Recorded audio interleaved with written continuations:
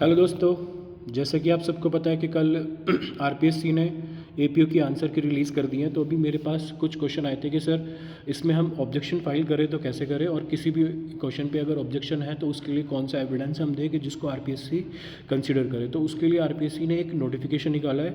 उस नोटिफिकेशन पे हम कुछ डिस्कशन करेंगे और उसके बाद हम देखेंगे कि हम कैसे ऑब्जेक्शन फाइल कर सकते हैं किसी भी क्वेश्चन पे, ठीक है। और अगर आपको 1% भी डाउट लगता है किसी भी क्वेश्चन पे, आप ऑब्जेक्शन जरूर फाइल करें। उसकी फीस सिर्फ और सिर्फ 100 रुपये इन्होंने रखी है।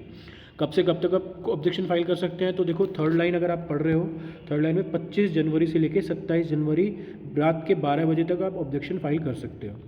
अब इसे एक बार हम देख लेते हैं, लिख दिया क्या हुआ। आयोग द्वारा दिनांक 19/1/2025 को सहायक अभियोजन अधिकारी प्रारंभिक परीक्षा 2024 के पेपर लॉ एंड लैंग्वेज की मॉडल उत्तरकंजी आयोग की वेबसाइट के साथ दिनांक 25/1 के से पर जारी कर दी गई है। यदि किसी अभ्यर्थी को मॉडल उत्तर कुंजी पर कोई आपत्ति हो तो निर्धारित शुल्क के साथ 25/1 से लेकर 27/1, तो मतलब 25 तारीख आज से लेके और आप 27 जनवरी तक इसके अगेंस्ट में कोई भी ऑब्जेक्शन फाइल कर सकते हैं। अब इस पे अगर आप ऑब्जेक्शन फाइल करेंगे तो कैसे करेंगे, तो इसमें हम देख लेते हैं। ये जो वर्ड है, आपत्ति प्रमाणिक पुस्तकों के प्रमाण सहित ऑनलाइन ही प्रविष्ट करें। वांछित प्रमाण संलग्न नहीं होने की स्थिति में आपत्तियों पर विचार नहीं किया जाएगा। तो मैं आपको बताता हूँ आपत्ति आप कैसे फाइल करो। सपोज करो आपको किसी भी क्वेश्चन में कोई भी ऑब्जेक्शन है, तो आप उस ऑब्जेक्शन को कैसे, उस ऑब्जेक्शन को रेज कैसे करोगे कि सपोज करो आपने इंडियन एविडेंस एक्ट के किसी क्वेश्चन पे कोई ऑब्जेक्शन रेज की है।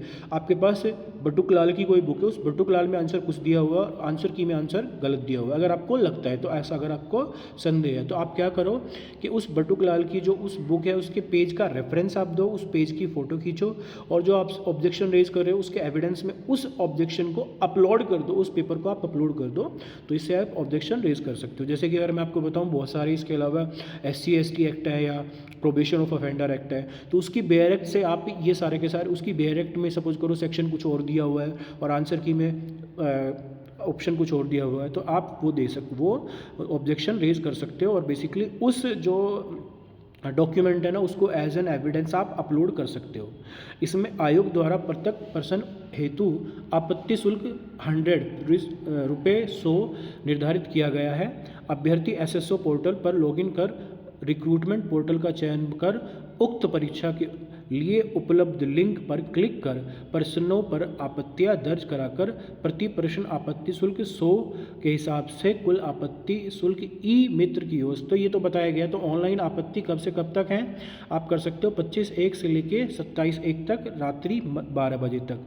अब देखो इसका जो ये लाइन है ना, आपत्ति प्रमाणिक पुस्तकों के प्रमाण, देखो प्रमाणिक सबसे पहली लाइन है, पुस्तकों के प्रमाण सहित ऑनलाइन ही प्रविष्ट करें। तो प्रमाणित पुस्तकें कौन कौन सी हो सकती है, तो मैंने आपको बता रहा हूँ। जैसे ऑब्जेक्शन अगर आप रेज कर रहे हो इंडियन एविडेंस से रिलेटेड, तो उसकी पहली तो प्रमाणिक पुस्तक बेयर एक्ट हो जाएगी, तो बेयर एक्ट के आप सेक्शन रेज कर सकते हो। दूसरा, अगर आपको लग रहा है कि बेयर एक्ट के अलावा अगर हमको बटुक लाल की बुक है उससे देना चाहिए, ऐसी अगर हम देखते हैं CRPC की बुक है, जैसे हम किल कर देखते हैं, या फिर अगर सपोज करो SC/ST एक्ट है तो उसकी बेयर एक्ट में हमें कुछ और ऑप्शन लग रहा है और आंसर की में और, तो उसको आप बेसिकली जरूर अपलोड करें। उसके अलावा अगर आप ऑब्जेक्शन रेज कर रहे हो तो ऑब्जेक्शन आपकी कंसिडर नहीं करेंगे।